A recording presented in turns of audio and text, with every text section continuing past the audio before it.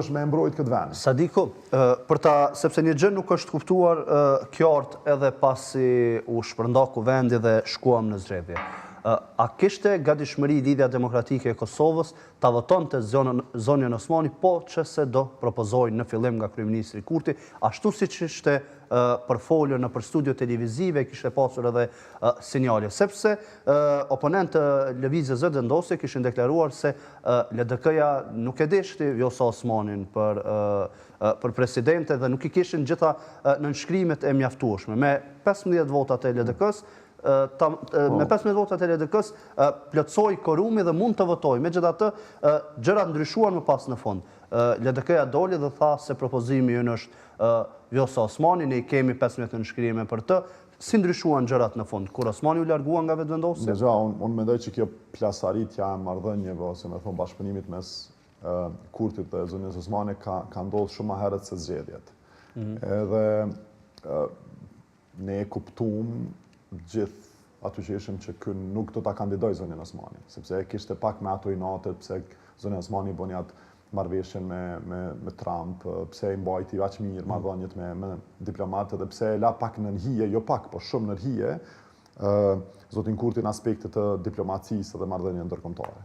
Edhe mendoj kjo ka qenë plasaritja, zoti Kurti nuk ka dashur me pas një person të tillë të fuqishëm afër vetes, edhe prej fillimit e kemi kuptuar që nuk është interesuar ta bëj prap ose ta propozoj për presidente.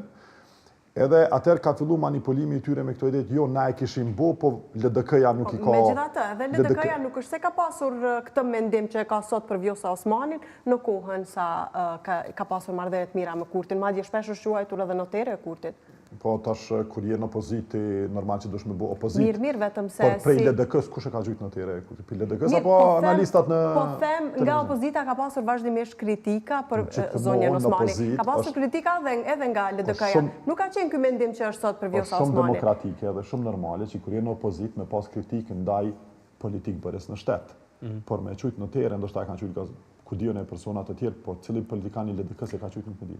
Mirë, nëse ka kritika për presidentin Vjosa Osmani gjatë 5 vjeçarit ku ajo ishte presidente, atëherë mbrëm zoti Abdigjiku tha se ajo është personi i duhur për të qenë presidente. Pra është çështje parimore më shumë. Si del pastaj edhe para elektoratit një gjë e tillë kur Vjosa Osmani është bashkë me Kurtin, nuk është e mirë për LDK-n, por kur është me Juve është e mirë. Po duket jetu fol me fjalë që kanë thonë që flitën nëpër studio, e jo si parti politike. Citova realisht edhe Abdigjikun Mbrëm që foli me superlativa për Vjosa Osmanin. E para punës, zonja Osmani është zgjedh presidente sepse Abdigjiku me pjesën më të madhe deputetëve të LDK-s kanë nejt në sallë gjatë zgjedhjes së saj, kanë mundsuar zgjedhjen e saj si presidente. Po, për këtë jemi në vitin 2021.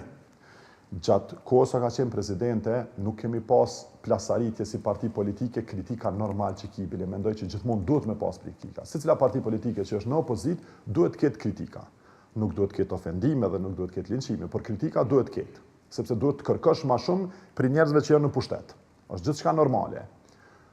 Kur zonja Osmani dhe Kurti nuk kanë bashkëpunu, po them, për gjetjen e presidentit edhe për zgjedhjen e zonjës Osmani për president, edhe tash zonja Osmani po kthehet në listën e LDK-s, normal që duhet me mirëprit, sepse ne mendojmë që ruajtja e marrëdhënieve tona me Amerikë është fundamentale për këtë vend.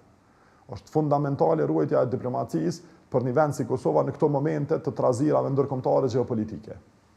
Edhe tash kur thu superlativa, pra po them cilla ke superlativa. Po vjen me një listë, të bashkohemi gjithë bashkë që me ndru politikë bërjen në Kosovë edhe me rujt këtë vend. Kur erdhi emri i Murat